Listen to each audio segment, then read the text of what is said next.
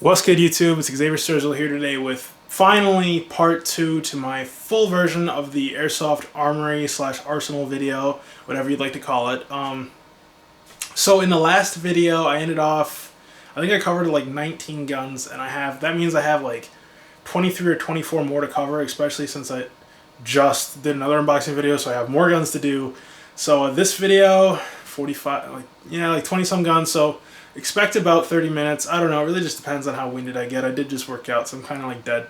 But I'll just try to pump this out for you guys because I know that some people have been requesting the part 2, and unfortunately I accidentally deleted it. I already had recorded it, so I gotta kind of remember what guns I already had covered in part 1. And I'll try to get to them all, and if I miss any, comment below, and I'll go ahead and put those top of the list for full-on reviews.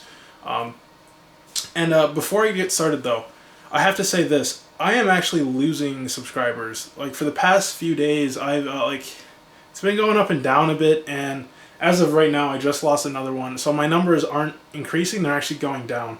And I know a lot of my subscribers and supporters are saying that I deserve more subs, and that's really, really flattering. And I think it's awesome that you guys think that. But what is really demotivating is seeing that number go down. I mean, even if it just stayed the same, it'd be awesome. I love the followers that I do have. But it is really demotivating to see that number come down. So if you really, really like my content, you want to see me produce it as often as I have been, please, please, please share the crap out of my videos. It does mean a lot. I like to see it grow, and having it continually grow to the point where I can actually do this for a living, I would just be friggin' stoked. But either way, I'm still thankful for the followers that I do have. So here's the video for you guys. So I have a lot of guns, like I said, to go over. So I'm just going to go ahead and pick one. So this here is the Cybergun GSG G14. I picked this gun up for $159 off Evike when I had it on sale. And at first I was thoroughly impressed with this gun. It has a phenomenal, the sound that this blowback makes when you fire it is just friggin' awesome. But unfortunately, it broke on me within a couple hundred rounds, and also, it actually never fed BBs. When I say when it broke on me within a couple hundred rounds, it was a couple hundred times of me firing it, dry firing, because it sounded awesome. Out of the box, the air nozzle in this was broken, the tappet plate, so the air nozzle wouldn't retract to allow the BB to feed. So this thing never actually fired a BB. I just didn't send it back because I'm a tech, and I figured I'd fix it anyways. But I never got the chance to because the MOSFET actually fried in this gun. The whole ETU fried, and so I have to swap it with a standard version 3 gearbox, and it's just very disappointing. So I've had a very bad experience with this gun. That said, I will say that, maybe I just got a lemon, and based on others' reviews, this is supposedly a really good gun. I will say that the blowback sounds awesome in this. It's probably one of the better sounding AEG EBBs that I've fired. So it is really cool, especially when you throw an amp on it. And it's got a ton of battery space. So if you like running those big fat brick lipos that you never have to swap for like 3 months, depending on how much you airsoft, this whole front end here, this whole front end can accommodate, I'd probably say like a 6500 mAh 11.1. So that's a lot of battery space up there. So that's pretty cool. And if you're running a 3-cell, so you can slide it on the sides here, you can probably fit like the biggest you can find on a RC website. Like, it has a ton of space. So that's the biggest plus about this gun. Beyond that, I haven't had a good experience with this. So I just have a little 50 round low cap magazine in here, stumpy mag, just to make mine a little bit more me, a little bit more unique. And this is actually the sight that came with the EMG Salient Arms Gray. I don't like these kind of sights, but I had to put it on something because I don't waste the sight, so I threw it on this for now. So that's that. Moving on. This here is the MP5K by 6mm Pro Shop. It's the Swordfish, whatever you can see. I like to call them tasers. I mean, to me, it looks like a friggin' taser, a futuristic gun. It comes with 2 magazines, so I was really, really excited about that and satisfied that it came with 2. I actually like this polymer one better than the, this one didn't really fit well at first, but after you rack it in and out a couple times, it fits better. I really, really do like this magazine. It's a mid-cap, which is awesome, and it has those dummy shells in there, and they're like the HK style dummy shells, so they actually look pretty realistic. They're not that shitty sticker that some companies like to use. Evike. Although I will say this, within seriously 3 minutes of me getting this out of the box, the charging handle broke. I didn't even get the chance to do the HK slap. Like, I was pissed. That was like one of the biggest things I was looking forward to with this gun was the HK slap. Either way, though, it still is a pretty solid performer out of the box. It's definitely one that you'd want to upgrade. This thing is heavy. This thing is really heavy. So if you're a youngin and you're looking for something that's small and light, this is not the gun for you, because it is also extremely top heavy. This thing is probably 6 or 7 pounds. So it is not, by no means is this like a a run and gun kind of shooter. This is absolutely like supposed to be just like the real thing. It's probably equally weighted to, like, if a real Steel MP5 was this, it's probably equally weighted. So this is a pretty solid little piece here. I am happy with that despite the HK slap thing. Moving on, here is the AK-74 that I built for my brother. I actually took the big ass suppressor off the front end here. You probably saw that in the last video. I had a big old Russian style suppressor on here. I took that off because I threw that on the L85, which I'll get to in a minute. Nonetheless, I just threw the old standard barrel in here. Short, whatever, it still gets the job done. I still have it fully upgraded on the internals. I just want to R-hop it yet. I haven't had the chance. It was flat hopped, it's not R-hopped. Just so it can reach out and touch people at range. And this is, again, so he can run it at Milsom West if he does end up coming with us. Now, you never know if he wants to make a trip up to Cali with us, so we'll see. Solid little piece there. Oh yeah, and for the front end, I threw a... this was the upper off, I want to say... I'm pretty sure this is actually off of the Javelin. So, off my Javelin AK, which is actually APS now. So basically it's the APS upper. I had to cut it down a little bit on the back there to make it fit with the 74.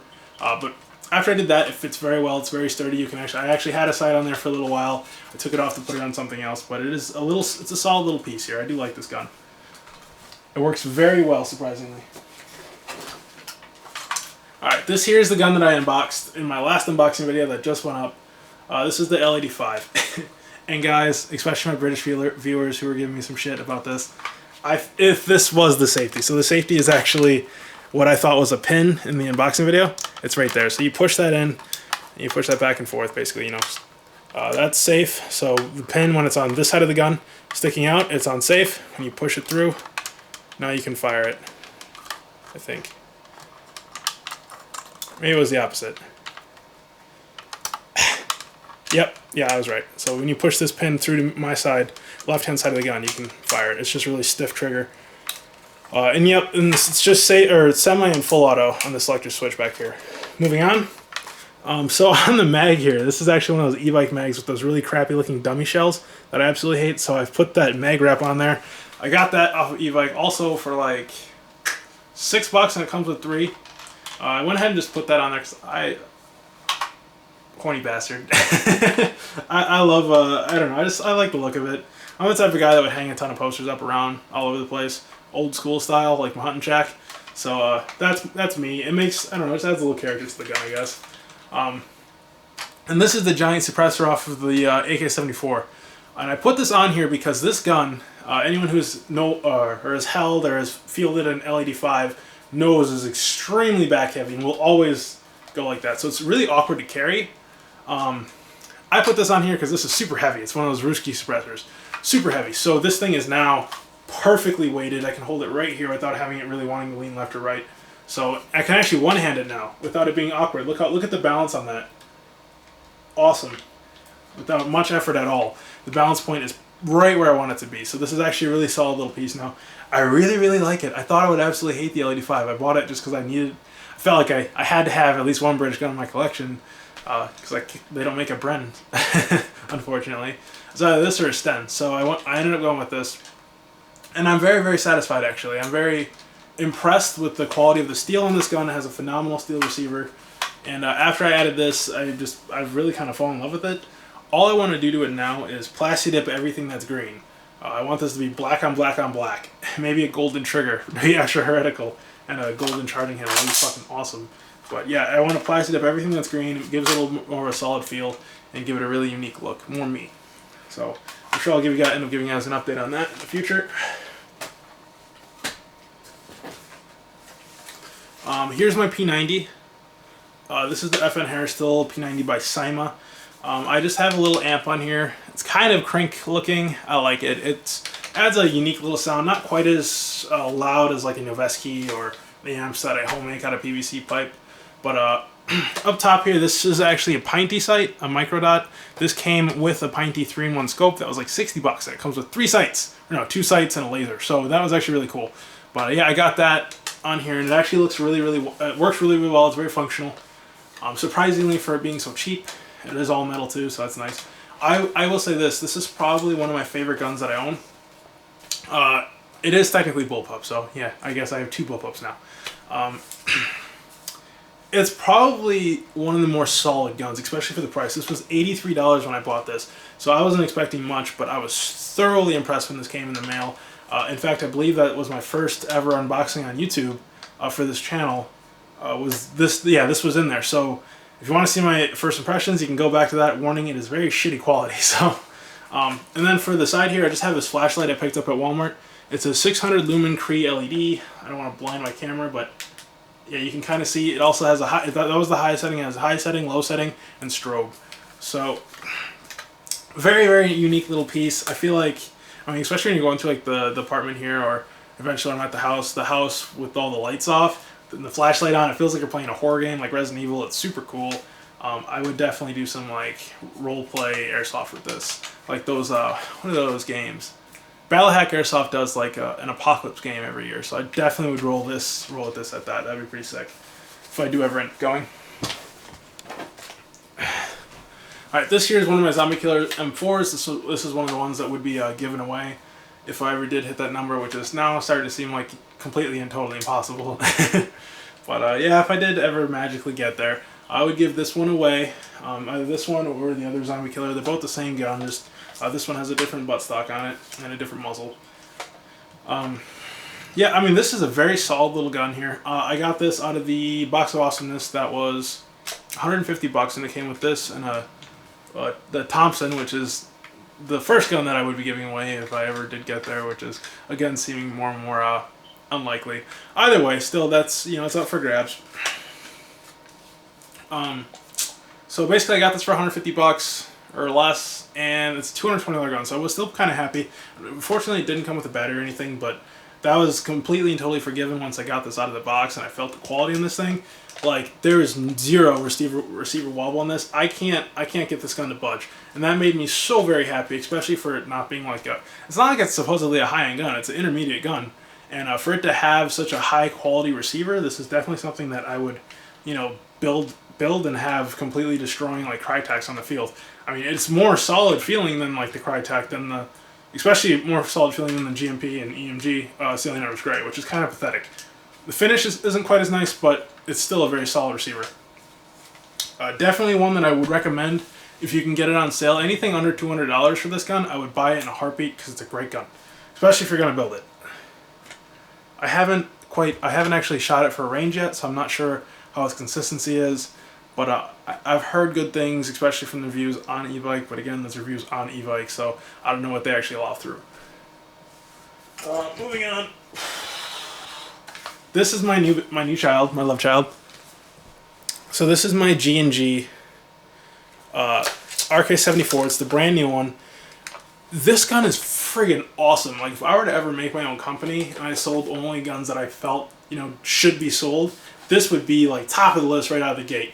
$340, and it comes with a free gift. So I got a free pistol with this, which I'll get to in a minute here. That'll be my next gun. But this has full ambidextrous charging handle here, and it actually is quite functional. And you can even lock it back, which is super cool. Release it, makes a really nice sound up there.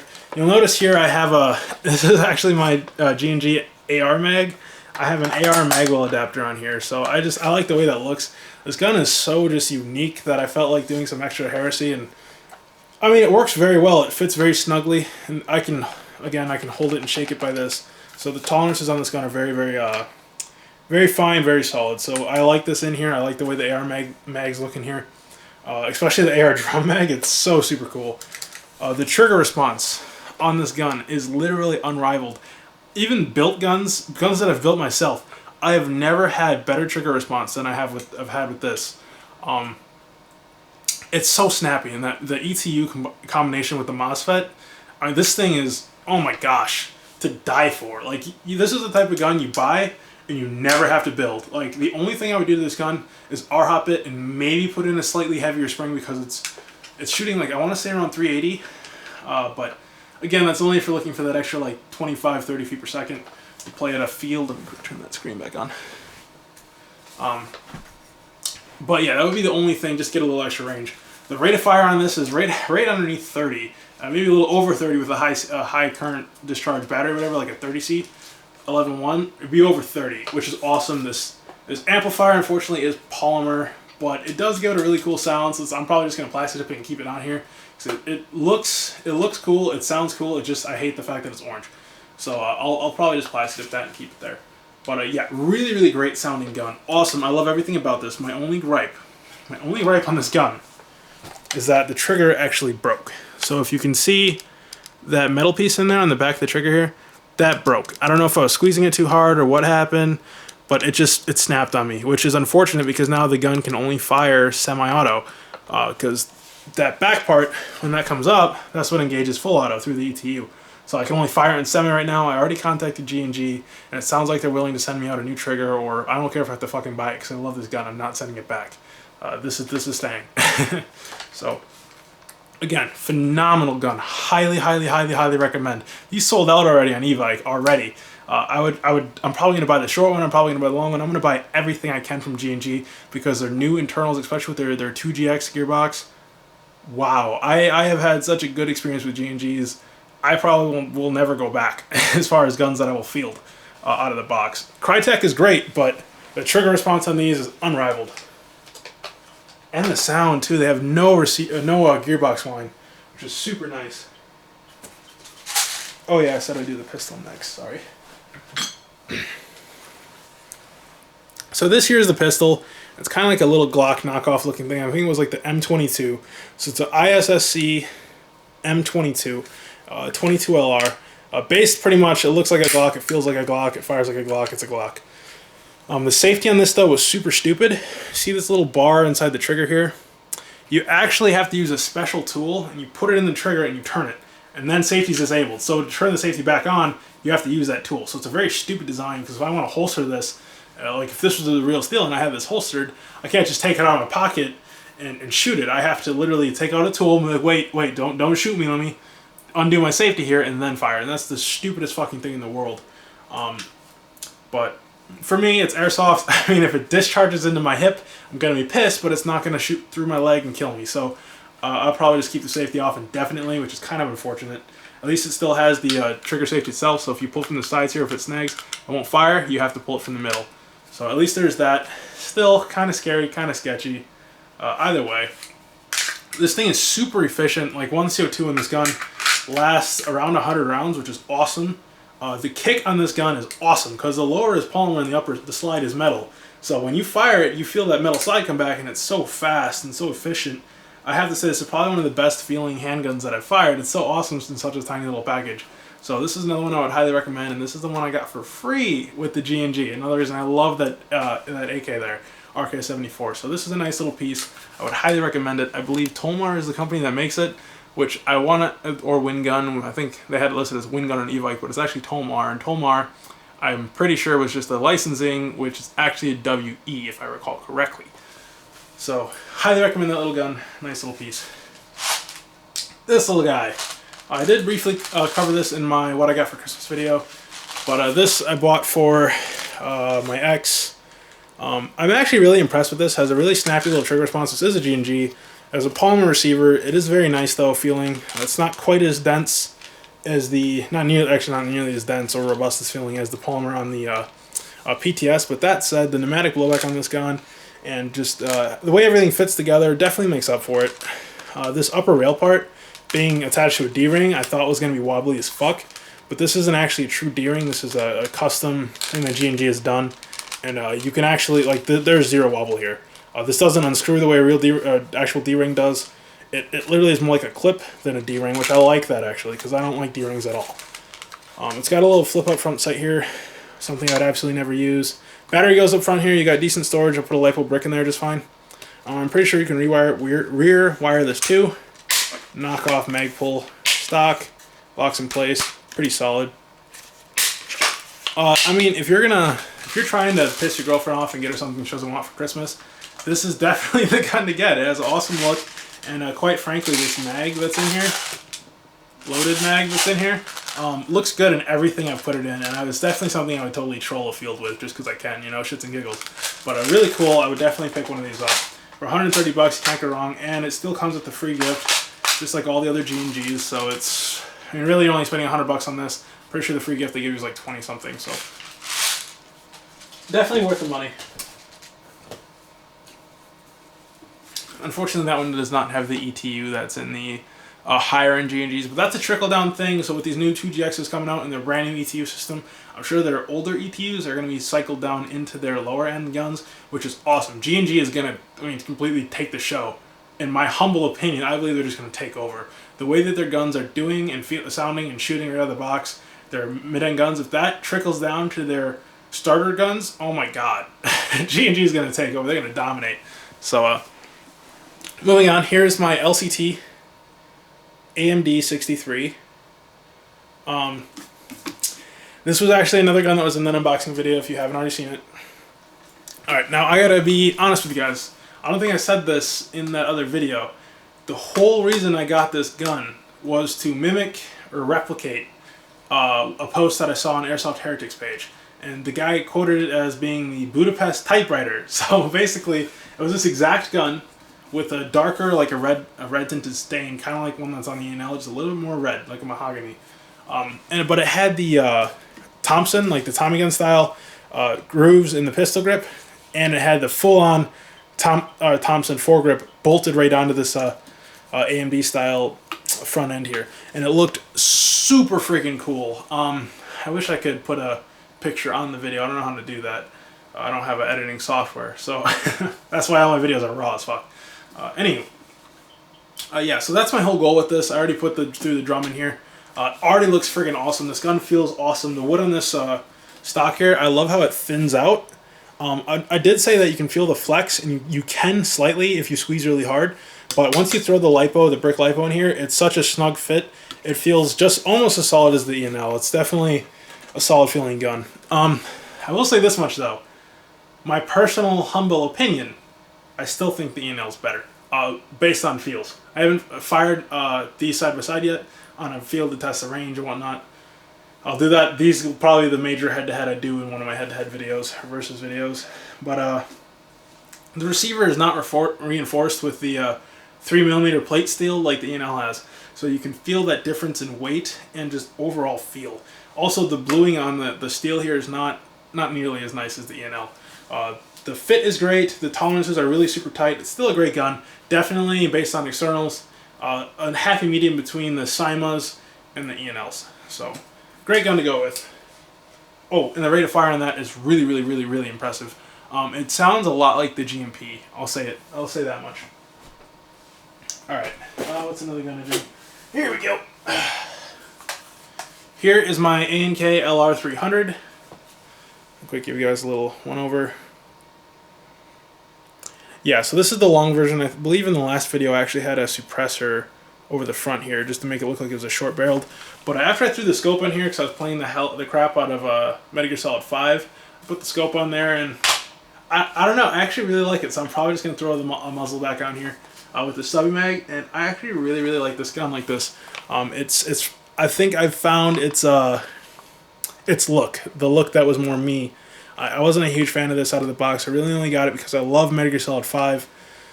And I just wanted it because Metal Gear Solid 5, bro. So I picked one up. And now doing what I've done to it, I actually really, really appreciate the gun a lot more. I think it's super cool. A&K internals, I was told that this was the NS15 gearbox, so their brand new gearbox is supposedly their best. Not impressed. I mean, it's just super meh. And again, my expectations are up here. So, I mean, in my opinion, I feel like the stock gearbox that came in my Echo One is still a bit, maybe marginally better than this. So, I think it's probably the shimming in their motor. If they just change their shimming and their bearings and their motor, these would be great guns out of the box. But they lack that crisp sound that the G&Gs have and some of the other companies have. The LCT has. You can hear a lot of whine in these guns. So that's my gripe on this. But other than that, I threw the fire field scope on here. I'm sure you guys have seen that around on my guns. Do that on here. Eye relief doesn't work so well with the stock, but I just like the way it looks a lot, and it's pretty much as far back as it's ever going to go. So it'll do. Threw another one of these loaded stubby mags in here. Those were Elite Force .32s. These little mid-cap mags. I got all these mid-caps. It came with a lot of 10 for like, I think it was 69? Huh. Immaturity. For $69, I want to say. Came with 10 of these mid-caps. These are actually 120 round mid-caps, so that's pretty freaking awesome considering they're either 110 or 120. Considering they're so small, it's still like, that's a lot. So they look cool. I like them. They add a different look to every gun you throw them in. Again, there's just one more one over. It's a nice not so little piece here. It's not something I'd run as a primary unless you had completely redone the internals, because again, the internals are super matte. And obviously, since I have so many guns, I don't redo all my internals because I have so many. So there's only like, I'll pick maybe 1 in 10 that'll get a full internal redo, maybe a little bit more than that. But that costs a couple $100 to redo internals every time, so I don't do them every time. Plus I kind of like getting a gun stock and really seeing how it can perform and how long it lasts with all the torture and abuse I can put through it. And then after it'll break down, I'll go ahead and fix it up. So that's what happens typically, besides with the new Spartan Delta that I got, which I upgraded out of the box because those internals were shit. Alright, so let's see. Oh. Here's that Tommy. I've explained this one a few times. I mean, there's not much to say about this one. I do like that it is all, like, it's a metal, like, I'm pretty sure most of it's cast, some of it is steel. It's a all metal receiver, so it feels very, very solid. It feels like it should be an AEG. I mean, for me, it's more of a collector's item, though, because it's not an AEG. I think I have the safety off. Yeah. So it's not an AEG, it's a Springer, but it is a very solid feeling Springer. It's just one that I would, if I was doing a reenactment with, awesome. I mean, the mag is actually high cap too, which if you're into that kind of thing, there's that. All metal as well. Very solid, very, very solid gun for a Springer. It's just not me. I'm not a huge Springer guy. But I guess as a backup, I would probably bring this out to a field, just leave it in the car as a backup if all my batteries go. So that's kind of cool, I guess. It does shoot pretty solid for a Springer. And it feels pretty solid, again, for a Springer. Alright, okay. Oof. So here's my E&L, which is my baby, my pride and joy, as most of you probably know. I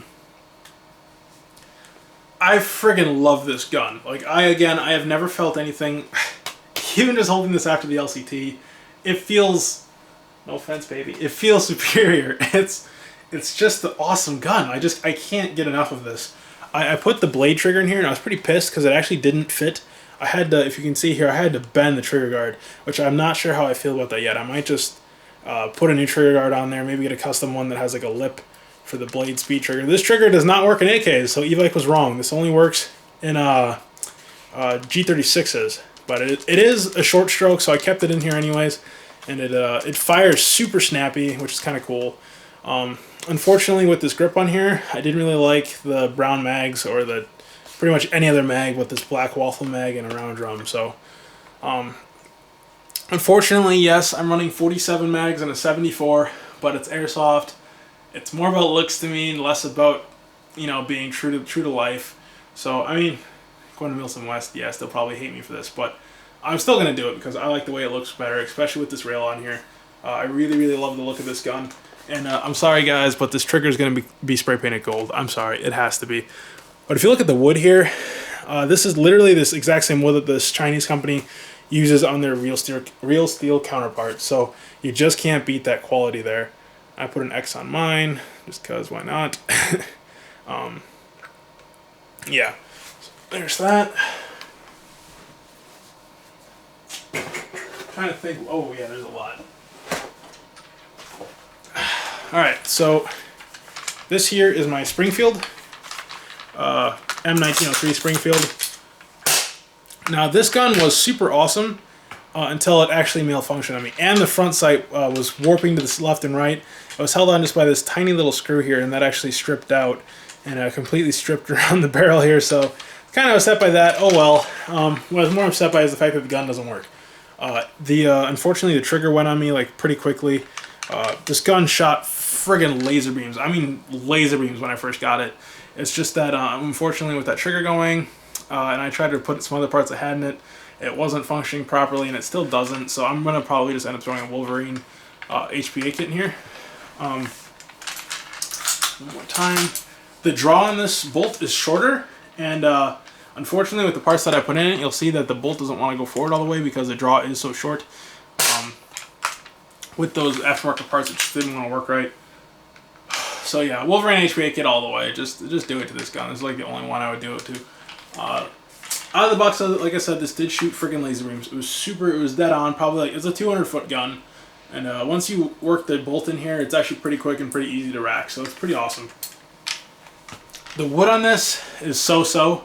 Really, I think what where the wood is held back by is its finish. The finish on this wood is god-awful. It's not varnished. It feels like a rough, shitty sand job with some crappy paint. So really, if you buy this gun and you want it to be authentic, just like the real steel counterpart, sand down this wood like crazy, and just finish it. And this gun could look very, very gorgeous. That's probably what I'm gonna do, and just hang it on the wall after I HPA it. Maybe bring it to a field once or twice a year for good faith. But a nice looking gun. Just again, it needs to be sanded and restained. It's also very light, so if you like your guns heavy, this gun doesn't feel like it doesn't feel weighted like the real one. It's very, very light. The wood that they use here is super light, so just a heads up. All right, sorry me bouncing back and forth here. I got a ton of guns.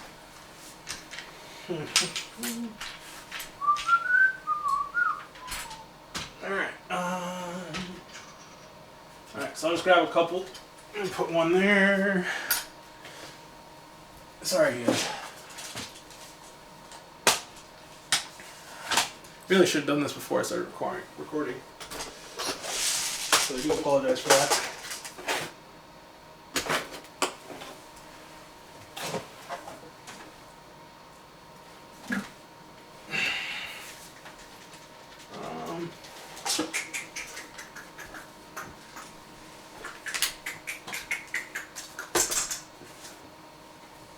All right.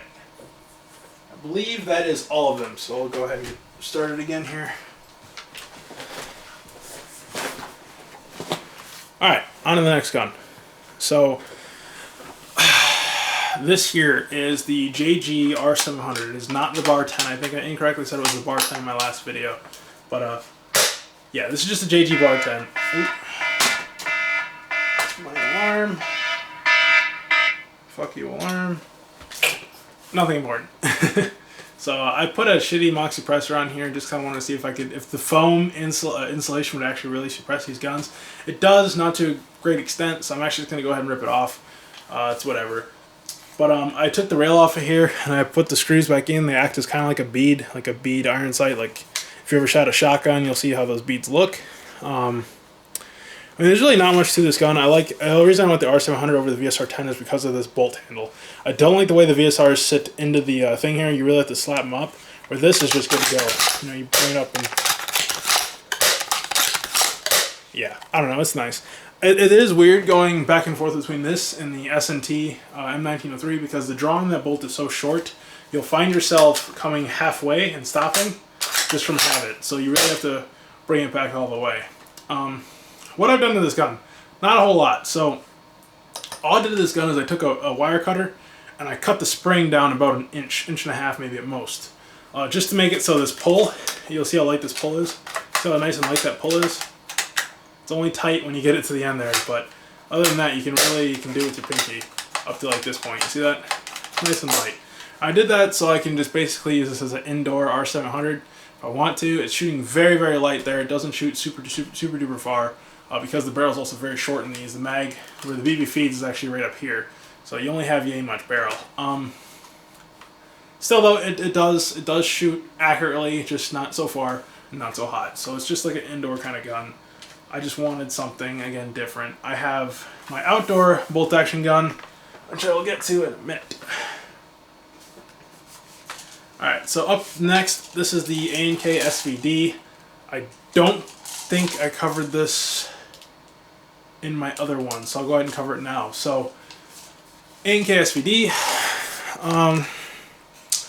very, very nice feeling receiver on this gun. I actually messed it up when I took it apart because I was stupid. This was like right when I started to get back really into airsoft. I bought this, and unfortunately, when I was trying to disassemble it, I actually bent the metal prongs here that attach the stock to the receiver. So I fucked it up, my bad, but I'm probably gonna have to weld it back on or Gorilla Glue it or something. And then also I lost the pin for the front end here, so that's kind of holding it onto there, which is very upsetting.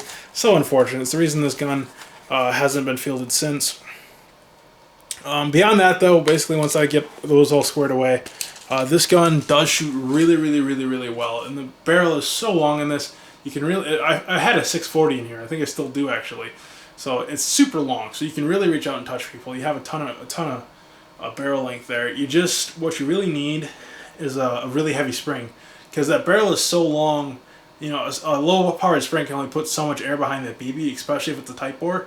So you really, really want a heavier spring. I'd say no less than M155. Maybe semi-auto only convert it, so they'll let you run it at certain places, with it being semi-only. Yeah, again, super good gun. Flat hop this. Throw a heavy spring in this. It's a phenomenal DMR. Out of the box, performance is matched. Has a really slow rate of fire. But again, that's tolerable because it's supposed to be a DMR, not you know, LMG. So, which some people use them as, which is amazing. I've seen it done. Next one. So this here is my Cyma AK-74. I actually bought this alongside the E&L. I wanted to compare them side by side, but this is the Cyma custom stamp steel one. I ordered it because I had a darkened wood in the picture, and they lied. It's not the darkened wood. It's just a standard CM048, so I overpaid for it in my opinion. Spent $190. It should have only been, it did come with a free gift, but it still should have only been like, I would say no more than $160 for this. Either way, I mean, gripe, the pins that hold this on here bent really easy, so this front sight wobbles back and forth. And I can't get the front end off here, which is, I'll have to just pry it or use some, what you call it, hot water and boil that front end off to melt the glue in there. This is actually a JG AK rail kit. Came with one of my other JG guns. I liked it. I didn't want it on the JG. I wanted to put the Spartan Delta wood on the JG. So I put this rail kit on here. It works super well. It's super solid. It actually, like, it really is snug on the front receiver there, so there's no wobble in this at all, which is super nice, and it bolts right over the top there. Super impressed with this rail piece, especially for it coming so cheaply on a gun. And it is two pieces, so you can actually take this back part off if you don't like it, and use just the front. I like the whole thing. Even though this does have a side mount, I still like the whole thing. Solid, solid rail kit. Super impressed with that from JG, so way to go, JG. The wood on this gun, compared to the E&L, compared to Spartan Delta, compared to LCT even, it doesn't hold up. The wood, I've seen some of the Cyma woods, like on their AK-74, their tiny one, had that nice dark varnish, and it looked good.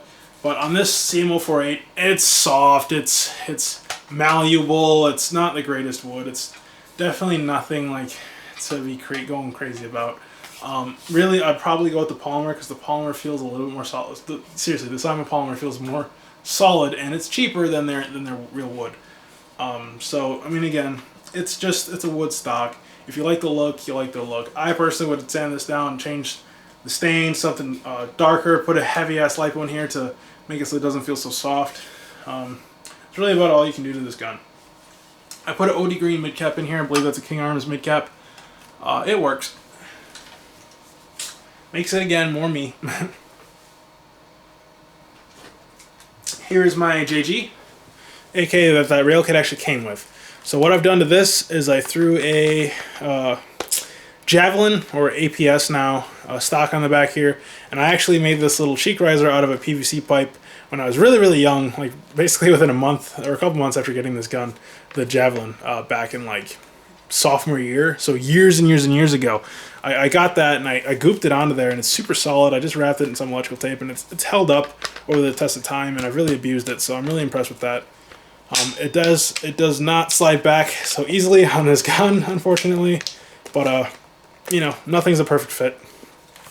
I have it right where I like it, and I like having the cheek riser on this because when you have a scope mount, side mount on the AKs, you'll notice that they sit up really high, especially for the stocks, like the standard stocks. Even their wood stocks, they're lower sitting, and with the riser being so high, you're kind of finding yourself like this, trying to shoot to the sight. So with this, you can really bury it and still see right down your scope. So pretty solid little gun here. The wood is off of the Spartan Delta. I think I probably have said it like 3 times, but yeah, wood's off the Spartan Delta, and I wanted to salvage that wood because I swapped the Spartan Delta for a rail kit to make it look like Firefield's rail kit, I believe, to make it look like the Wasser 10, my real steel, as you guys probably know. So I wanted to salvage that and put it on something. It fit best in here, and it looked awesome. It's really solid wood. It's still one of the best feeling woods like on an airsoft gun that I've felt. Honestly, it feels probably a little bit better than my real steel's wood, the old Yugoslavian wood. So pretty good there. Standard UTG upper dusk or upper, I guess you could say heat shield, but I don't even know. I'm like spacing right now. Foregrip. So upper here on the fore end, UTG polymer. I like that look of the black on wood there, that darkened wood, kind of like the LCT does. I wish I could have gotten the VN LCT, but unfortunately all the LCTs were out of stock, so this is what I had to go with. Still looks good, works well in this gun. I just have a PTS mid cap in there, and I like the way that looks too. Oh, and a Crytac flash hider. So I made this gun, again, more my own, and this is blowback, and this thing sounds awesome. It sounded even better with an amp, but I took the amp off because, I don't know, I guess I just didn't need it. I wanted to put it on something else.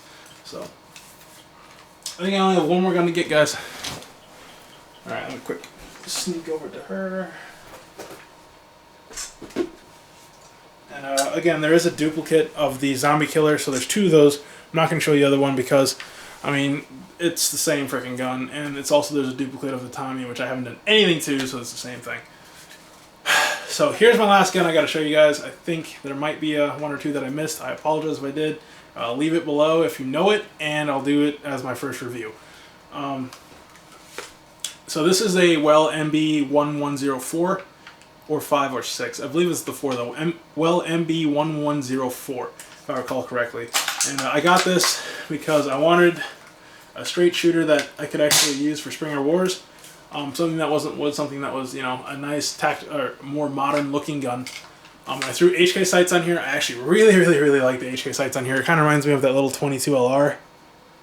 Really like the way it looks. I like the way this feels when you feel it, and the bolt is super smooth.